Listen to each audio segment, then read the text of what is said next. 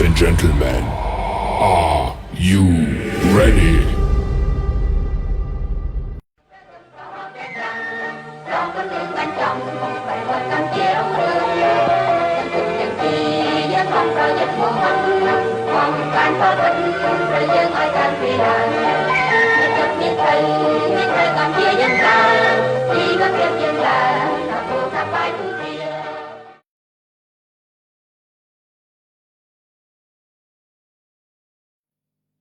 Hello everybody.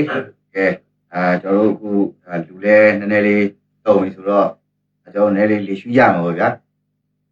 ဒီမရှိခင်ချိန်လေးမှာဒါကျွန်တော်တို့ဒီ Tadri Society ကလုပ်တဲ့ podcast လေးဖြစ်တဲ့အတွက်ကြောင့်ဒီကျွန်တော်တို့ဒီ Tadri Society တောင်းလေးနည်းနည်းလေးကျွန်တော်တို့ဖိတ်ဆက်ပေးမယ်ပေါ့ဗျာ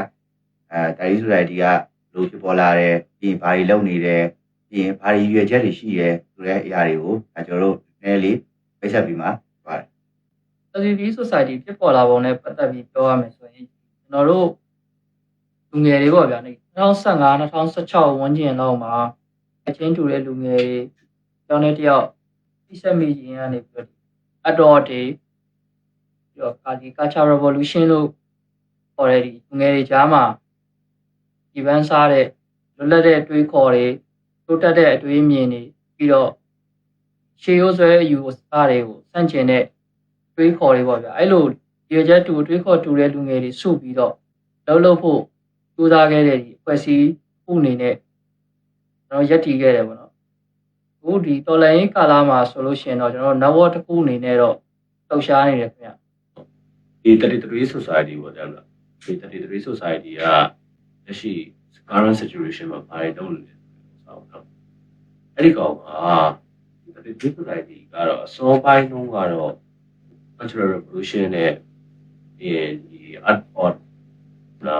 ဒီမဲ့ပြီးလို့ရှိရင်ဒီ art work တွေကိုစတာမယ်ဆိုတော့ထားတာအမေ21ခဏတိုင်းမှုပြီးရဲ့နောက်ပိုင်းမှာကျတော့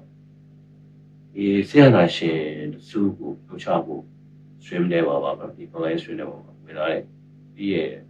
အခုဘာလုံးနေလဲဆိုတော့ရှေ့တစ်နေ့ကာလကတော့ဒီဒီလှုပ်ရှားမှုမှာဒီ society ရဲ့ agent 75% လောက်အမေရိကန်ယူပြီးတဲ့လှုပ်ရှားခဲ့တယ်အဲဒီကနေမှတွေးဆိုလဲရှိပြောမယ်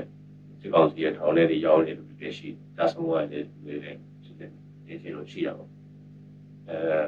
လိုမျိုးယူကြည့်လှုပ်ရှားမှုပြီးတဲ့အချိန်မှာဒီကဟိုမတော်လိုက်တဲ့မိတွေကို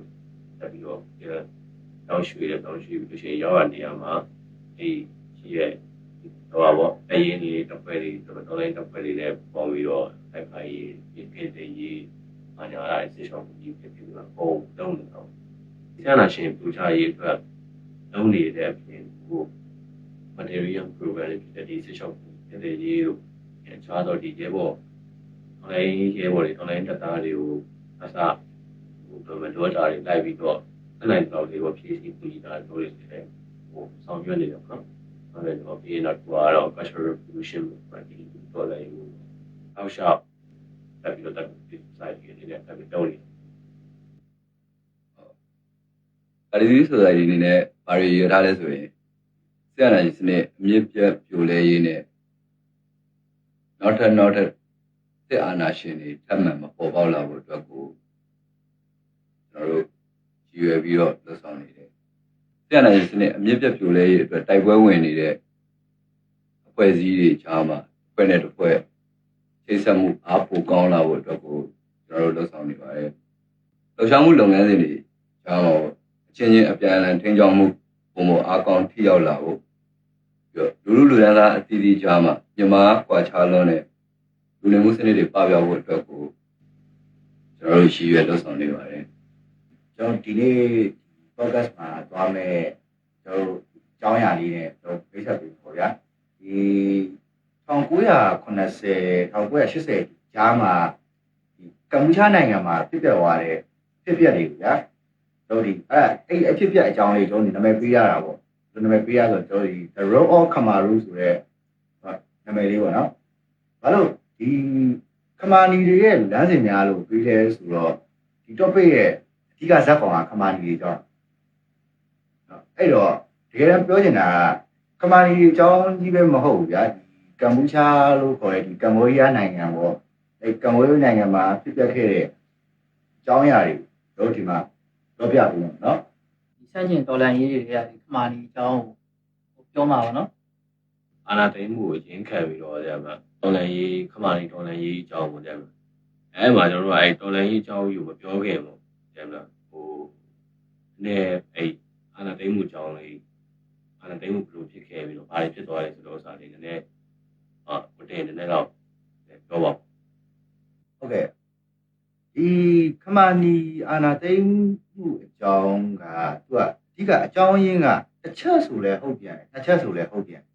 တဲ့မှာအဲ့နှစ်ခုရဆက်ဆက်နေတာဗျာဒီကဘာလဲဆိုတော့ဒီကမ္ဘောဒီးယားနိုင်ငံတွေကိုနောက်ဗီယက်နမ်တပ်တွေဝင်လာတယ်အဲ့ဒါကိုဘီယန်စီယာနိုကခွင့်ပြုတယ်အဲ့ဒါကိုတစ်ချက်ပြီးရင်ဒီအမေရိကန်ကနေပြီးတော့ဒီဗီယက်ကောင်တပ်တွေကိုနှိမ်နှင်းတဲ့အချိန်မှာအမေရိကန်ကနေပြီးတော့ဒီကမ္ဘောဒီးယားတွေကိုဝင်ပြီးတော့ဘုံကျဲသွားရဆိုတဲ့အချက်အဲ့နှစ်ချက်ကြောက်ပေါ့ဒီကအဲ့နှစ်ချက်ကနေပြီးတော့ပဲဥတီပြီးတော့စတင်လာတာအရွေးတွေအကုန်လုံးကမ္ဘောဒီးယားနိုင်ငံက1953ခုနှစ်ဒီနိုဝင်ဘာလလောက်မှာဟိုလွတ်လပ်ရေးရတယ်ဗျာဒီပြည်သစ်လောက်ခံနေပြီးတော့လွတ်မြောက်ခဲ့တယ်ပေါ့ပြည်သစ်ကသူတို့အရင်တော့ဒါတို့အာနာသိရတော့သူကပြည်သစ်လောက်ခံနေလွတ်မြောက်ခဲ့တယ်ဗျာဒီ1955ခုနှစ်ရဲ့နောက်ပိုင်းမှာဗီယက်နမ်မှာသူဗီယက်နမ်နိုင်ငံမှာဗျာစစ်ပွဲတွေစတင်လာခဲ့တယ်ဒီတောင်ဗီယက်နမ်နဲ့မြောက်ဗီယက်နမ်လို့ခေါ်တဲ့ဗီယက်ကောင်တပ်တွေပေါ့တို့ချင်းစစ်ပွဲတွေစတင်လာကမ္ဘောဒီးယားနိုင်ငံရဲ့ပြီးရင်အချိန်ကဘီယန်စီယာနုပေါ့နေမီထဲမှာဗီယက်ကောင်တပ်တွေကိုကိုလိုရင်းစကန်နေဗျာတောက်ခွင့်ပြုပေးခဲ့ဒါအဲ့ဒီပြင်ကိုတောင်ဗီယက်နမ်ထဲမှာစစ်စင်ဆောင်ရွက်နေတယ်ပေါ့ဗီယက်ကောင်တပ်တွေကိုလည်းလက်နက်တွေရိတ်ခါတွေထောက်ပံ့ပေးနေအောင်ဗျာဒီသူ့နိုင်ငံတွေကမ္ဘောဒီးယားနိုင်ငံတွေကနေပြီးတော့ပြတ်ပြီးတော့ဒီဆက်သွယ်ရေးလမ်းကြောင်းကြီးကိုလည်းဟောက်ဖို့ခွင့်ပြုပေးခဲ့ဒီကအဲ့ဒီအချက်ကိုလူပဲဖြစ်ဖြစ်ကွာကြည့်ရင်ဒီကိုယ်နိုင်ငံတည်းကမှတခြားနိုင်ငံကလာပြီးတော့ပြန်มาဝင်အောင်ကျူးကျော်ပြီးတော့ဒီသူတို့နိုင်ငံချင်းဖြစ်နေတဲ့ကိစ္စကိုဗျာကိုရီးယားသွားပြီးတော့ပြန်มาဓာတ်ခွဲအောင်လုံးဝရှိုးလို့ပုံစံမျိုးနဲ့ဟိုခွင့်ပြုပေးဘင်းကခွင့်ပြုပေးလိုက်တော့ပြည်သူတွေကလည်းအဲ့ခွင့်ပြုပေးတဲ့အချက်ကိုလုံးဝသူကလက်မခံဟိုတဦးစမိုင်ပြည်နေရဲ့သူတို့ပုံစံတိုင်းယူဆတာမပါပဲနဲ့လူရှင်တိုင်းတွေတောက်ပြီးတော့ဖြစ်ရှင်တိုင်းတွေဖြစ်ကြတဲ့အခြေအနေတွေပေါ့ဗျာသူတို့ဒီဘင်းတွေကလည်းတဦးစမိုင်စနစ်ကသူကတည့်တိုင်းမှာငကိုတွေကလည်းကျင့်30ကျင့်3မြဲဆိုတော့လေဒီကျင့်ကတော့ဒါဘယ်လိုမှကိုဖျောက်ဖျက်လို့ရမှာတော့မဟုတ်နေဗျာအဲ့တော့ဆက်ပြောရရင်ဒီ1969ခုနှစ်လောက်မှာဗျာဒီဇင်ဘာလလောက်ဖြစ်ဖို့များတယ်ဒီဘီယန်စီယာနုကသူနိုင်ငံထဲမှာရှိတဲ့ဗီယက်ကောင်တပ်တွေပေါ့ဗီယက်ကောင်တပ်တွေကိုအမေရိကန်ကနေပြီးတော့နော်သူ့နိုင်ငံထဲမှာရှိတဲ့ဗီယက်ကောင်တပ်တွေမလို့ခွင့်ပြုပေးရတယ်သူခွင့်ပြုပေးတော့မလို့နိုင်ငံထဲမှာရှိတဲ့ဗီယက်ကောင်တပ်တွေကိုငါတို့ဘုံကျဲရတော့မယ်အမှဘီယန်စီယာနုကသူက3မျိုးလို့လည်းပြောလို့မရဘူး4မျိုးလောက်တော့ရှိမယ်ပြန်မှာသူတုတ်ပြန်တဲ့ပုံစံက4မျိုးဒါပေမဲ့အဲ့4မျိုးပြန်ချုပ်ရင်2မျိုးပဲပြန်ထွက်တယ်ဘယ်လိုလဲဆိုတော့သူကဝါရှင်တန်ပို့စ်ကသတင်းစာဆရာစတန်လီကာနိုကိုကြာတော့1969ခုနှစ်မှာပေါ့လေးပဲပြန်မှာဒီတိုင်းလေးပဲကျဲကျဲရတယ်ဘာမှမဖြစ်ဘူးအေးစေးငါပြည်သူတွေမထီးရင်စင်ပြေပြီအဲ့လိုပြန်ပြောလိုက်ဒါပေမဲ့သူ့စိတ်နေတော့ဗျာဟိုသတင်းစာဆရာဂျာနယ်ဆရာဘာညာတယောက်ပြောတော့တဲ့မှာဟိုခေါင်းထဲမှာပေါ့လေးပဲပေါ့ထပ်တွေးလိုက်တယ်ပေါ့ရတယ်ဒီတိုင်းပဲပြောလိုက်အဆင်ပြေတယ်ပေါ့ဒါပေမဲ့အဲ့ဒီသတင်းစကားကိုပဲဗျာဒီအမေရိကန်သမ္မတဂျွန်ဆင်ရဲ့ကိုယ်စားလှယ်နော်သမ္မတတယောက်ရဲ့ကိုယ်စားလှယ်ကိုလည်းသူကအဲ့1968ခုနှစ်မှာဒီလအစလာဇန်နဝါရီလလောက်မှာပေါ့သူကအဲ့တိုင်းပဲထပ်ပေးခဲ့တယ်အဲ့ဒါသူ့အချင်းရှုတိတ်လေးကွာဗျာပြန်ဒီတိုင်းလေးထပ်ပေးလိုက်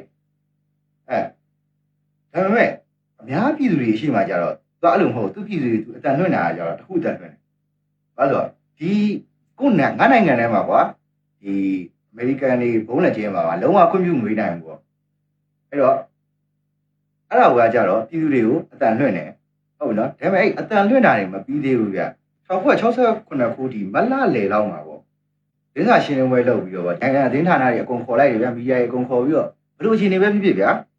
တဲ့မှာဒီကမ္ဘောဒီးယားနေပြည်ထဲမှာဘုံကျဲတာကိုလုံးဝယူသူကဆန့်ကျင်ပါတယ်ဆိုပြီးတော့ တဲ့မှာလုံးဝအတီလင်းတွေကိုသူကနော်ဟိုပြောမယ်လုံးဝလက်မခံနိုင်ပါဘူးဆိုပြီးတော့အကြီးကျယ်တွေသူကပြောတာ စီယာတို့ဒီကဲရဘိုးတော်ရတဲရွှေတာပေါ့လေ ဒါပေမဲ့အဲ့နောက်ပိုင်းမှာအမေရိကန်ကတော့ရှင်းနေနော်သူနဲ့ဒီတောင်ဗီယက်နမ်တပ်တွေနဲ့ကပေါင်းပြီးတော့မြောက်ဗီယက်ကောင်းတွေတိုက်နေတာကမ္ဘောဒီးယားကလည်းမြောက်ဗီယက်ကောင်းတပ်တွေကိုသူ့နိုင်ငံထဲမှာခိုးလုံးကိုခွင့်ပြုတယ်အဲ့တော့โอเคမင်းတို့ဘလို့ပဲလက်ခံလက်မခံငါကတော့ကျဲပါပဲပြီးတော့ကျဲချပလိုက်ကျင်းနေတယ်ပဲကျဲမယ်ပြောပြီးတော့ကျဲချပလိုက်အဲ့တော့အဲ့ကျဲတဲ့နောက်ပိုင်းမှာဗျာဒီဘာမှမဆိုင်တဲ့ဖြစ်မဲ့ပြည်သူတွေဗျာအများကြီး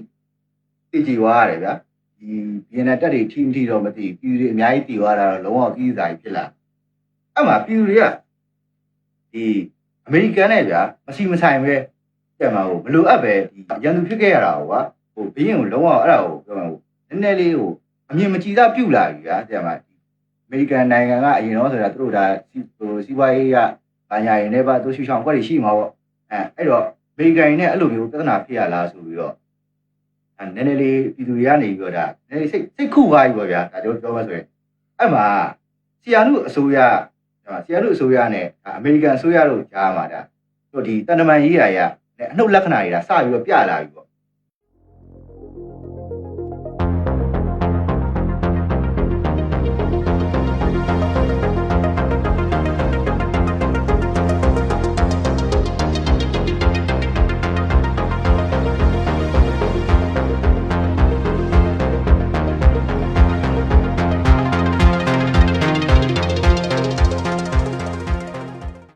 အဲ့မှာ1980ခုနှစ်လောက်ပါဒီမင်းသားကြီးဒီဆီယာနုပေါ့သူကဒီပြင်သစ်ကိုကြီးသွားတယ်ဗျာပြင်သစ်ကြီးသွားတဲ့အခါမှာအဲ့သူပြင်သစ်ကိုကြီးသွားနေတဲ့အချိန်ဒီသူ့မြို့တော်ဖနန်းပင်မှာဒီဗီယက်နမ်ဆန့်ကျင်ရေးအထူးရုံးလေးကိုစတင်ပြီးတော့ပေါ်ပေါက်လာပြီအဲ့တော့အဲ့ဗီယက်နမ်ဆန့်ကျင်ရေးအထူးရုံးလေးရဗျာဒီဘီရင်တယောက်တည်းပဲပြင်သစ်ကိုသွားတာဒါပေမဲ့နောက်မှာပေါင်းပါဘာညာတော့ရှိအောင်ပါပေါ့ဒါပေမဲ့အဲ့နိုင်ငံတွင်းမှာကြံခဲ့တဲ့ဟုတ်ပြီနော်ဘင်းသွားရင်တော့ဒါနောက်မှာသူ့အောက်မှာကြံတဲ့ဝန်ကြီးချုပ်ဘာညာရှိအောင်ပဲဗျာအဲ့လူတွေကလည်းအဲ့စန့်ကျင်ကြီးကိုဘာမှအရေးမယူဘူးဗျာကြိုင်းထိုင်ကြည့်နေတယ်အဲ့တော့ဒါအစိုးရလက်ချက်လည်းပါတယ်လို့ပြောလို့ရနော်အဲ့မှာအဲ့လိုတွေစားဖြစ်လာတော့ဘာဖြစ်လဲဆိုတော့ဒီနိုင်ငံထဲမှာရှိရဲ့ရကောင်းတန်ယုံတွေရင်းနှံတန်ယုံတွေအကုန်လုံးကိုနိုင်ငံတွေကနေပြီးတော့ဖိရှားခံလိုက်ရတယ်ဒီကိစ္စကအကြီးကြီးဗျာဟိုနိုင်ငံတနိုင်ငံရဲ့တန်ယုံဆိုတာကဆိုတာကြီးကိုကိုယ်နိုင်ငံကနေပြီးလုံးဝယူဖိရှားခံလိုက်ရဆိုတဲ့ကိစ္စကြီးကအကြီးကိုအစိုးရကလည်းမျက်ကွယ်ပြုထားတယ်နော်ဒီစစ်တပ်ကလည်းဗျာဘာမှမလုပ်ဟုတ်လက်ပိုက်ကြည့်နေဆိုတာသူတို့လုံးဝဟိုပါတဲ့မှာသူတို့ချင်းချင်းကလက်ဝါးချင်းရိုက်ပြီးတော့โอเคဒီကွက်တွေကရွှေ့မယ်ဆိုပြီးသူတို့လောက်တာပေါ့အဲ့မှာ1980စပြီဇလန်စပြီ1980ရောက်ပြီဇလန်စပြီမလာ12ရက်နေ့ပေါ့အဲ့မှာဆီယာနိုကနေပြီးပြန်ရောက်လာပြီဘာညာပြီးတော့မှလုံးဝအခြေအနေရတဲ့မှာထိမရတော့ဘာလုပ်လိုက်လဲဆိုတော့ဟုတ်ပြီဒီရကောင်းတက်တွေပေါ့အောင်းထုတ်မှရတော့အဲ့တော့သူကနေပြီးတော့ဒါဆိုတစ်ခုထုတ်ပလိုက်တယ်ဗျာဒီစိတ်ကံကိုပိတ်ထုတ်ပလိုက်တယ်ပိတ်ပြီးတော့ဘာလုပ်လဲဆိုတော့ဒီရကောင်းတက်တွေကိုနော်ဒီနိုင်ငံတွင်းကနေပြီးတော့82နိုင်အတွင်းထွက်ပေးဖို့ပေါ့လုံးဝကိုဒါဇန်ပေးတယ်နော်မထွက်ရင်မတို့ကောင်တွေကိုစေးရလုံးဝကိုဖြည့်ရှင်းပါတင်းတင်းကြပ်ကြပ်ကိုဖြည့်ရှင်းပါဆိုပြီးတော့သူကပြောတယ်ဒါပေမဲ့စဉ်းစားကြည့်ပြန်တော့ဗျာဘင်းစီယာနုဟုတ်နော်ဘင်းစီယာနုသူ့အောက်မှာရှိရဲ့အစိုးရနဲ့စစ်တပ်နဲ့ကဟုတ်နော်ဒီရကောင်းတန်ရုံးတွေပါတွေကိုမောင်းထုတ်လိုက်တယ်ဆိုတော့အမှတွေကစီယာနုအစိုးရကိုစပြီးတော့ကလန်နေပြီဗျာအောက်မှာကလန်တဲ့အဖွဲ့အသီးသန့်ရှိနေပြီအဲ့တော့သူကလည်းနတ်တယ်တဲ့မှာဩငါဒီရှိရဲ့လူနဲ့ဒီရင်အားနဲ့တော့ဟာဒီတိုင်းသွားပြီးတော့အဲ့လိုရာဇသံတပိလို့မရအောင်နော်ဒါလည်းပြင်မနိုင်မဲနဲ့ပဲကြီးတော့စားလို့မရဘူးဗျာအဲ့လိုပုံစံမျိုးပေါ့အဲ့တော့ तू ကဩဇာနဲ့ပေါ့မော်စကိုနဲ့ဘေကျင်းသွားပြီးတော့သူတို့ဩဇာနဲ့ပေါ့တရုတ်ဩဇာနဲ့မြောက်ပြည်နယ်တပ်တွေကိုထိမ့်သိမ်းပေးဖို့ပြောတယ်ဗျာ ဒီပြည့်ကငရှုပ်ပေါ့ဒီပြည့်ကောင်းတက်တွေကိုလည်းသူခေါ်တော့ခေါ်တယ်ကိုနှင်တော့လည်းနှင်တော့တယ်ဆိုတာကျွန်တော်ဟိုအကွက်ကြီးသွားမယ်တည်းလာပါပြည့်ကောင်းပြန်ပါပြည့်ကောင်းဆိုတာကြီးပေါ့အဲ့တော့ဘဲရွှေ့ထုတ်သွားတယ်ဗျာတဲ့မှာဘဲရွှေ့ထုတ်သွားပြီးတော့အဲ့မှာကမ္ဘောဒီးယားမှာတကြံတာဘိုးချုပ်ကြီးလုံတော့နဲ့ဟောပြီးရင်မင်းသားစီရမတက်သူတို့နှစ်ယောက်ကနေပြီးတော့နော်ဘဲကလည်းနိုင်ငံမှာမရှိဘူးကွာတဲ့မှာဒီဘက်မှာလည်းအစိုးရထောက်ဝက်လောက်နဲ့စစ်တပ်ဘာညာကလည်းသူတို့ဘက်ကိုပါနေပြီးအရင်ကလည်းဆွဲခဲ့တာပါနေပြီးတော့ ပါနေတော့ပဲတော်ခေါ်ချပလိုက်ရှင်းရောဘာလာ16ရက်နေ့မှာတော်ခေါ်ချပလိုက်တယ်အာနာသိမ်းပလိုက်အာနာသိမ်းပြီးတော့သူကဘာလုပ်လဲဆိုတော့အာနာသိမ်းပြီးတော့အဲ့လွတ်တော်မှာပဲသူကသူထပ်ပြီးတော့ run ထပ်မြင့်လိုက်နေဗျာဘုချုပ်ကြီးကမလုပ်ချင်ဘူးဘုချုပ်ကြီးတခုတည်းဆိုရင်အစင်မပြေနေဘူးဘာထပ်လုပ်လိုက်လဲဆိုတော့ဝန်ကြီးချုပ်ပါထပ်လုပ်လိုက်တယ်အဲ့တော့ထပ်ဆင့်ဘုချုပ်ကြီးဝန်ကြီးချုပ်လုံလို့ဆိုပြီးတော့စတင်ဖြစ်ပေါ်လာအမှအဲ့မှာသူကဘုချုပ်ကြီးဝန်ကြီးချုပ်ဖြစ်သွားပြီဗျာဘုချုပ်ကြီးဝန်ကြီးချုပ်ဖြစ်သွားတော့အဲ့မှာစီယာနုကလည်းတွေးပြီသူကဒီဘောက်ရောက်နေတရုတ်မှာရောက်နေတာဗျာစီယာနုကပြန်တွေးပြီအဲ့တော့လုံလို့ဘာကြောင့်အာနာသိမ်းလဲလုံလို့အနောက်မှာအင်အားကြီးတဲ့ background တစ်ခုတော့ရှိမှာပဲ powerful ဖြစ်တဲ့ background ပေါ့တစ်ခုတော့ရှိအဲ့မှာသူက powerful ဖြစ်တဲ့ background ဆိုပြီးတော့ကားနောက်တော့သုံးနေမယ်အမေရိကန်ပြောချင်တာဗျာသူကလည်းအမေရိကန်ပြောချင်တာနော်အဲ့တော့ဒီကိစ္စမှာအမေရိကန်လက်ချက်လည်းပါတယ်ဆိုပြီးတော့ဆီယာနုကယူဆချလိုက်ယူဆပြီးတော့ဆီယာနုကတရုတ်မှာတရုတ်တွေသွားပြီးတော့အကူကြီးတောင်းတယ်မရသေးဘူးတရုတ်နဲ့တော့ဒီကိစ္စအဆင်မပြေနောက်ထပ် plus ထပ်ပေါင်းတယ်မြောက်ကိုရီးယားလိုပါလေသူတရုတ်နဲ့ဒီမြောက်ကိုရီးယားကသူကသွားပြီးတော့အကူကြီးထပ်တောင်းတယ်အဲ့မှာအကူကြီးတောင်းပြီးတော့ဖွဲ့ချပလိုက်တယ်ဒီဘာအစိုးရကမ္ဘောရှားမျိုးသားတပ်ကိုတီထောင်လိုက်တာပါလားကမ္ဘောရှားမျိုးသားတပ်ကိုတီထောင်ပြီးတော့အဝေးရောက်အစိုးရဖွဲ့တာပေါ့တရုတ်ကိုပြေးပြီးတော့ဒါပေါ့ဖွဲ့လိုက်နိုင်မလေးလည်းမိုက်တယ်နော်ပြောပါအောင်ကမ္ဘောရှားအမျိုးသားညီညွတ်ရေးတော်ဝင်အစိုးရပြောလို့ရလားအဲ့တီယာနုကဘယ်လိုပြောမလဲဒီ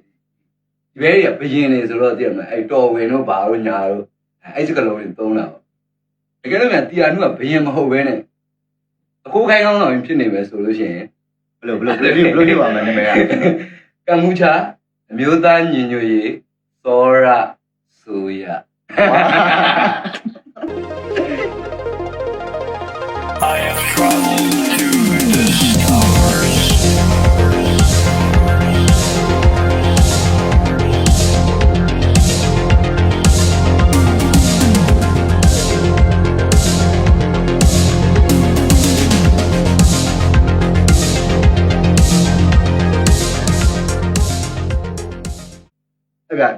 ထားပါဆောရအစိုးရထားပါအခုလို့ဆိုတော့တော်ဝင်လေးနဲ့ပဲသူပြီးသွားထားလိုက်ပါရှင်းပြပါအဲ့မှာ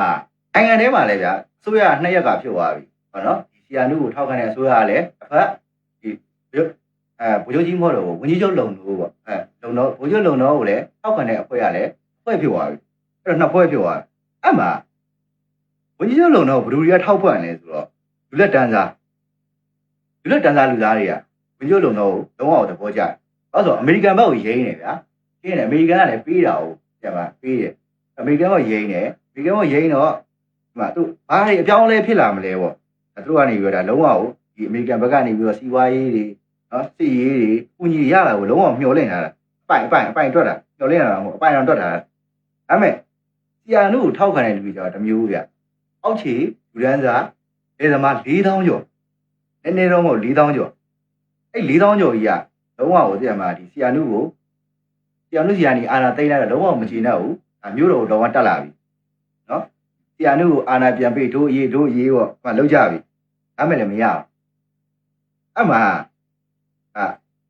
ဝန်ကြီးလုံတော့စစ်တပ်အင်အားကိုထက်ချဲ့ကျင်တာအာနာနဲ့သိမ်းသွားပြီနော်စစ်အားလည်းမလောက်နေဘူးဒီကဘာလို့ဆိုနိုင်ငံတွေကနေပြည်ကောင်းတက်တွေကနှင်းရင်တယ်စစ်အားလည်းမလောက်တော့စစ်တပ်ကိုထက်ချဲ့ကျင်တော့အဲ့ချိန်မှာ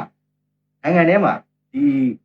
ဘယ်ပြောမလဲအဲ့ဆိုရနှစ်ခုထောက်ခံတယ်မထောက်ခံတာနဲ့သူတို့ဒီဆန္ဒပြပွဲဘာညာရောရှိကောင်းရှိပါလိမ့်မယ်အဲ့လိုဟာတွေအပြင်ကိုနောက်ထပ်ဘာထက်ရှိနေလဲဆိုတော့နိုင်ငံထဲမှာရှိတဲ့ BNN တွေကလူနည်းစုဖြစ်တဲ့တရုတ်တွေကိုဆောင်းရမုန်းတာဘာလို့မုန်းလဲဆိုတော့တရုတ်တွေကကြည့်တဲ့အတိုင်းပဲသူတို့ရုပ်ကိုတွေ့ရတဲ့အတဖြစ်နေအောင်လုံးဝလှုပ်ထားတာရှက်စီးပွားရေးလုံးဝခေါင်းပုံဖြတ်ထားတာဗျာဒီမှာသူတို့ကြွေးမှသူတို့ဖွင့်ပေးမှရမယ်ဆိုတဲ့အကွက်တွေပဲဖြစ်လာတော့အဲ့မှာဒီလူမျိုးတွေကစန့်ကျင်နေတို့တွေဖြစ်လာတော့ထပ်ဖြစ်ပြန်ဆိုတော့အမကြီးမှာကမ္ဘောဒီးယားနိုင်ငံမှာဗျာလုံးဝယူပြန်မှာဒီBNN ကဖြစ်တဲ့စစ်ပွဲပေါ့သူနဲ့မရှိမဆိုင်ဒီမှာ BNN တွေအမေရိကန်တွေနဲ့ဖြစ်တဲ့ဟာတွေသူကဂျာဝင်ခံပြီးနောက်တစ်ခုထပ်ဆိုးလာကြတော့သူနိုင်ငံအတွင်းမှာလည်းအာဏာသိမ်းမှုဖြစ်စဉ်ကြီးဖြစ်သွားအောင်သူကသူ့နိုင်ငံအဲ့ချိန်မှာလုံးဝကိုဗျာစီးပွားရေးပြက်ကတ်ဆိုတာရှိနေမှာပဲ ဒါပေမဲ့တရုတ်တွေကြောက်ဗျာဒီမှာသူ့နိုင်ငံမှာစီးပွားရေးကုသန်းရောင်းဝယ်မှုလုံးဝဒါအဆင်ပြေနေတယ်ဆိုပြီးတော့သူကသူနော်လက်ခံထားကြတော့အဲ့မှာ BNN တွေကတရုတ်ကိုသွားပြီးတော့ဖင်တရားတော့ဘာဖြစ်သွားလဲဆိုတော့အဲ့မှာ BNN တွေကထပ်ပြီးတော့ထပ်ဆန်းကျင်ပြန်တော့အဲ့တော့အဲ့မှာ BNN တွေထပ်ဆန်းကျင်တော့ဘာဖြစ်လာလဲအထီးကျုံတွေဖြစ်လာအဲ့မှာဝင်ညွတ်လုံကအဲ့အထီးကျုံမှာအသုံးချပြီးတော့တင့်အောင်စုဆောင်းတယ်အဲ့မဲ့သူကအဲ့လိုစင်အားစုဆောင်းမယ်လို့တွေးလိုက်တော့ဘလို့တွေးလဲဆိုတော့ဒီ BNN တွေကိုဒီ BNN ကွာဒီကမ္ဘောဒီးယားနိုင်ငံထဲမှာ BNN တွေကလူနည်းစုပဲရှိရတက်မပါဘူးဗျာဒါပြည်သူဆိုတာလူနည်းစုပဲဖြစ်တာအဲ့တော့ဒီ BNN လူနည်းစုကိုတရားခံလုံးလိုက်လို့ရှိရင်ကွာဒီပြေကောင်းတက်တွေကိုကျမငါတို့ပြန်ဆုပ်အောင်တွန်းအားပေးလို့ရတယ်နော်လုံးဝအပိုင်တွက်တာအဲ့မှာအဲ့လိုအပိုင်တွက်ပြီးတော့ဒီ BNN လူနည်းစုဒီပြည်သူတွေပေါ့လုံးဝသူကထိန်းထားရတယ်အဲ့ဒီမှာသူထိန်းတဲ့နေရာမှာအဲ့အဆောက်စစ်သားတွေအဲ့ပြည်သူတွေထိန်းသိမ်းမှုဆိုတာစစ်သားအဆောက်တွေရောရှိရမှာအဲ့အဆောက်စစ်သားတွေအဲ့မှာအဲ့အဆောက်စစ်သားတွေနဲ့ပြည်သူတွေနဲ့ထောက်ခွာပြီးတော့အမှစတင်ပြီးတော့လူတပ်ပွဲကြီးစဖြစ်တာအဲ့1980ဒီမလလေလောက်မှာလားမသိအဲ့လူတပ်ပွဲကြီးဖြစ်ပြီးတော့အဲ့မဲခေါင်မြစ်မှာမျောနေတဲ့ဒီ BNN လူမျိုးပေါ့စစ်သားလည်းပါတယ်ပြည်သူလည်းပါတယ်ပေါ့အဲ့လူမျိုးအလောင်း800ကျော်လောက်ရှိရလို့ပြောရတယ်ဗျာအဲ့ချိန်မှာအဲ့တော့အင်အားတော့မဟုတ်ဘူးဘာမှမဟုတ်တဲ့အထီကိုလေးမှာ800လောက်ကင်ထားပလိုက်ရဆိုတော့နော်ဒါပေမဲ့အဲ့မှာအဲ့လိုဖြစ်လာတော့ဗျာ BNN တွေကလည်းသူ့တဲ့မှာတောင်ထဲမြောက်တာစစ်သားတိုက်နေတာသူ့ပြည်သူတွေကအသက်ခံရပြီအဲ့တော့အသက်ခံရပြီဆိုတော့BNN အစိုးရလည်းဒါရှုတ်ချပြီတောင် BNN အစိုးရရောမြောက် BNN အစိုးရရောအားရှုတ်ချပြီဒါပေမဲ့ဘကြီးချုပ်လုံတော့သူကရှင်းတယ်တောင် BNN တွေကြောက်သူတောင်းပန်စာပို့စရာမလိုအဲ့တက်တဲ့ထဲမှာတောင် BNN တယောက်မှမပါဘူးအဲ့တော့သူကအမေရိကန်နဲ့ပေါင်းလာတာအမေရိကန်နဲ့တောင် BNN နဲ့ပေါင်းပြီးတော့မြောက် BNN ကိုတိုက်နေတာရှင်းတယ်အဲ့တော့သူကဘာလုပ်ရလဲဆိုတော့အဲ့တော့မြောက် BNN တွေကကြံသေးတော့သူ့လာပြီးကညော့ရင်သူလည်းအဆင်မပြေဘူးလေအဲ့တော့ဘာလို့လဲဆိုတော့တောင်းပန်စာပို့လိုက်တောင်းပန်စာလည်းရိုးရှင်းတယ်ဒါပေမဲ့ဘယ်လိုပြောရမလဲဒီရိုးရှင်းလေးစာလေးတောင်မှပို့လိုက်ရဗျာဒီအခြေအနေကြီးဖြစ်ပျက်သွားတာကိုလုံးဝထိန်းသိမ်းရတာခက်ခဲတယ်ဗျာအဲ့မှာဘယ်လိုမှကိုသူ့စီမှာရှိတဲ့လူရင်အားနဲ့ဒီဟာနဲ့ဘယ်လိုမှကိုထိန်းသိမ်းလို့အဆင်မပြေဘူးအဲ့ဘယ်သူကရေကောင်းနော်ပြီးဘယ်သူကအကြက်သားလုံးဝခွဲခြားလို့မရဘဲနဲ့လုံးထွေးနေတဲ့အချိန်မှာဖြစ်ပျက်သွားတာဆိုပြီးတော့အဲ့တောင်းပန်စာတွေကိုပို့ထွက်လိုက်အဲ့မှာကိုကလည်းရှင်းနေဗျာကိုနိုင်ငံအသက်ခံရပြီအဲ့မှာစိုးစုံကပြေကောင်းဘက်ကပေါ့မြောက်ပြည်နယ်ပြည်သူတွေပဲများတယ်အဲ့ပြေကောင်းတက်သားရင်မြောက်ပြည်နယ်လူတွေများတော့သူ့ပြည်သူအသက်ခံရရင်တော့ကိုကတော့ရှင်းတယ်အဲ့ချိန်မှာပေါ်တင်ပဲတဲ့ပဲဝင်တာနော်1990ဒီဧပြီ29လောက်မှာပေါ့ဧပြီ29 30အဲ့ပတ်ချလေလောက်မှာပဲဒီတောက်ပြည်နယ်တောင်ရီးယားကိုပေါ်တင်ဝင်ကျုံးတာပေါ်တင်ကျုံးတာ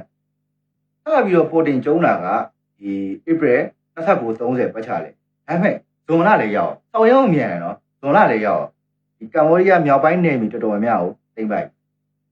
လာပိုင်းလေးနဲ့လာပိုင်းတော့မကြလိုက်ဘူးရပိုင်းလေးလို့ပြောလို့ရတယ်နော်အလုံးအောင်တာအဲ့မှာသူကအဲ့လိုဒီမှာဒီရကောင်းတက်တွေကသူကမ္ဘောဒီးယားဝင်ကျုံတော့အဲ့မှာမေကွန်းထိုးကြလူတွေဖြစ်လာပြီဒီမှာဒီအမေရိကန်တို့ဒီမှာတခြားနိုင်ငံတွေကဘလာဘလာဘလာမေကွန်းထိုးကြဖြစ်လာပြီအဲ့တော့သူကလည်းအဲ့ဘလာဘလာဘလာဘလို့ဖြည့်ရှင်းလိုက်လဲဆိုတော့အခုပဲဖြည့်ရှင်းလေးပဲပြောလိုက်ခမာနီကွန်မြူနတီတက်တွေကကျူးကျော်ဖို့တောင်းဆိုလို့သူတို့ကကျူးကျော်ရတာပါဆိုပြီးတော့တခုံးပဲပြောတာအများကြီးမပြောဘူးနော်အဲ့မှာဝန်ကြီးချုပ်လုံတော့ရတယ်အဆင်မပြေလာတော့စစ်တပ်အင်အားစုပါရဲ့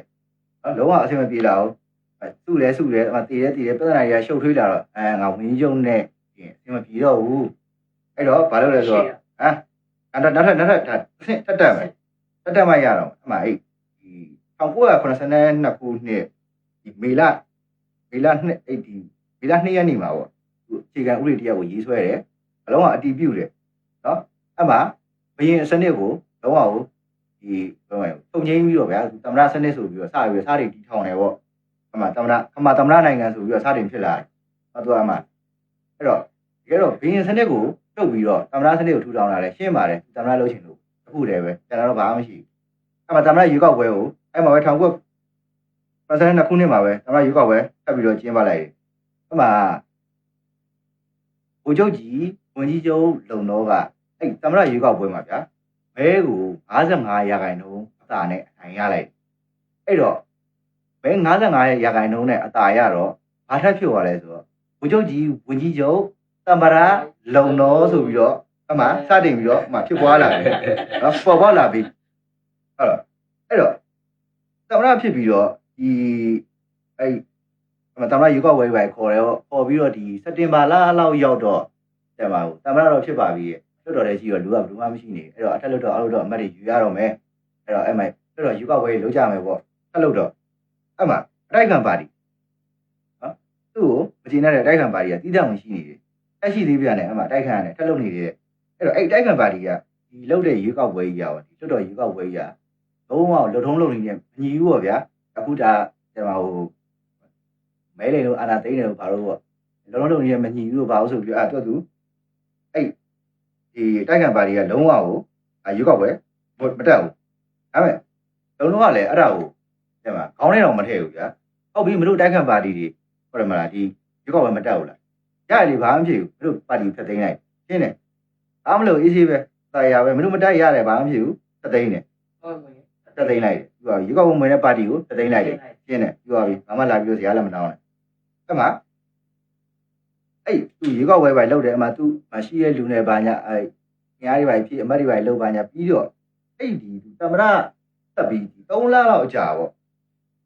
ဟာဒီသမ္မတတက်ပြီး3လလောက်အကြာအဲ့မှာပြည်ကောင်းတက်တွေကသူ့နိုင်ငံဒီကမ္ဘောဒီးယားနိုင်ငံလူထုပြီးနယ်မြေအခြေအနေထက်ဝက်ကျော်လောက်ကို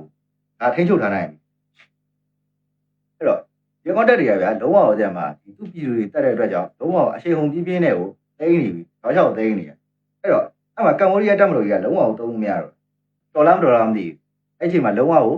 သုံးစားလို့မရတော့ဘာလို့ဆိုတော့အင်အားကြီးကလုံးဝကိုမညီမျှရတော့ကွာဘာလို့ဆိုတော့ဗီယက်နမ်တွေကလည်းအဲ့ချိန်မှာသူတို့ကြီးပဲဝင်တိုက်တာတော့မဟုတ်ဘူးအဲ့တော့သူတို့ကြီးပဲဝင်တိုက်လို့လည်းမရဘူးဗျာဒီမြောက်ဗီယက်နမ်ဆိုရင်မြောက်ဗီယက်ကောင်းတက်တွေကသူကလည်းဘာဟိုတစ်ဖက်မှာစစ်မျက်နှာရင်ဆိုင်နေရတယ်ဆိုတော့ဒီ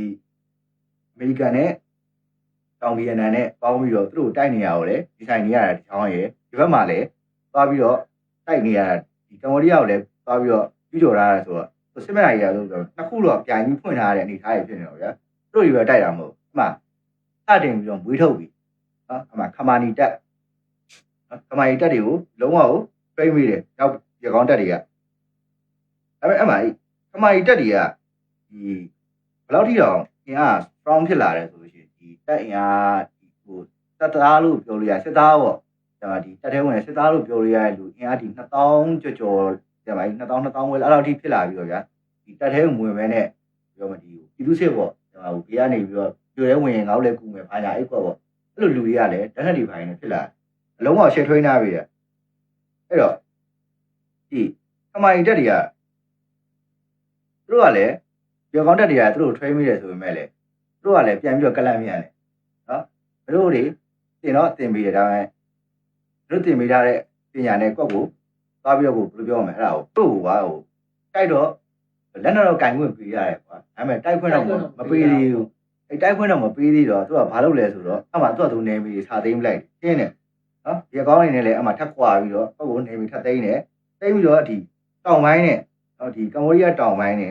အနောက်တောင်ပိုင်းမှာသူလွန်မြောက်နေမီထူထောင်ပြီးတော့ဒီနောက်ဗီယက်နမ်တီးကြရက်တည်ပြီးတော့သူလှုပ်ရှားရတယ်ဗျာဒီတော့ဒီနေမီတိုက်ခိုက်တာတွေသိမ်းနိုင်ပိုင်းရိုက်ချပြီးတော့အဲ့မှာ1980နဲ့ဒီအဲ့တော့ဒီ1980ဒီ85ခုနှစ်ကြာပေါ့ဒီခမာနီလက်နက်ကိုင်ခမာနီလက်နက်ကိုင်အုပ်စုပေါ့အဲ့ကျန်လက်နက်ကိုင်အုပ်စုပဲရှိသေးတယ်ခမာနီလက်နက်ကိုင်အုပ်စုနဲ့ဒီခမာနီနဲ့အဲ့ခမာနီလက်နက်ကိုင်အုပ်စုနဲ့မဟာမိတ်လုပ်ထားတဲ့ဟိုအဲ့ကျန်မှာမင်းသားဆီယာနုပေါ့ဥဆောင်တဲ့အဖွဲ့ဒါ तू ကအဲ့တက်ကိုသွားပဲဥဆောင်လိုက် तू ကချုပ်ထဲလို့မရဘူးတဲ့မှာဒီကတော့ဝင်တက်တယ်အဲ့မှာသူ့တက်နဲ့သမ္မတလုံတို့အရှိအစိုးရပေါ့သမ္မတလုံတို့နဲ့အမှတိုက်ကြတယ်တိုက်ပွဲတွေအပြင်းထန်ဖြစ်တယ်ဗျာတိုက်ပွဲပြင်းထန်ဖြစ်တော့ဘလူးဝဲတိုက်ပွဲဖြစ်ဗျာဒီသမ္မတဒီလုံတော့သူ့ရဲ့အစိုးရတက်ကဘလောက်မှရှိတော့တာမဟုတ်တော့ဘူးဒါပေမဲ့သူ့လည်းအဲ့ချိန်မှာကလန်ကျင်းလူကလည်းရှိနေပြီဆီယာနုကလည်းပြန်ပြီးတော့ပါလာတယ်ဆိုတော့ကြောင့်ဆီယာနုကပါမဲ့လူတွေကရှိနေပြန်တယ်အဲ့တော့သူ့အင်အားဘလောက်မှမကျန်တော့ကိုကခမိုင်တက်တွေကအလုံးရင်းနဲ့လည်းဝင်တိုက်ကောအဲ့မှာ1985ခုနှစ်မှာပဲဒီဆီယာနုကနေပြီးတော့ဒီလုံတော့ဆိုရကိုပြန်ပြီးတော့ထုတ်ချအားနိုင်ခဲ့ဗျာလုံတော့ကလည်းဘယ်မှသွားကြမရှိတော့လေသူ့ထောက်ခံတာဆိုလို့လည်းအမေရိကန်နိုင်ငံပဲရှိတယ်အဲ့တော့ရှင်းတယ်တဲ့ပဲအမေရိကန်ဝင်ပြည်နော်အမေရိကန်ဝင်ပြည်တယ်ပြေးပြီလုံတော့ပြေးပြီတနိုင်တော့တတဗပိုင်ပဲအဲ့တော့ အဲ့မှာမင်းသားဆီယာနုကလည်းဗျာသူခမာရီတက်တွေဥဆောင်မဲ့ခမာရီတက်တွေဥဆောင်တယ်ဗျာဥဆောင်ပြီးတော့ဒီခမာရီတက်အနေနဲ့ဒီ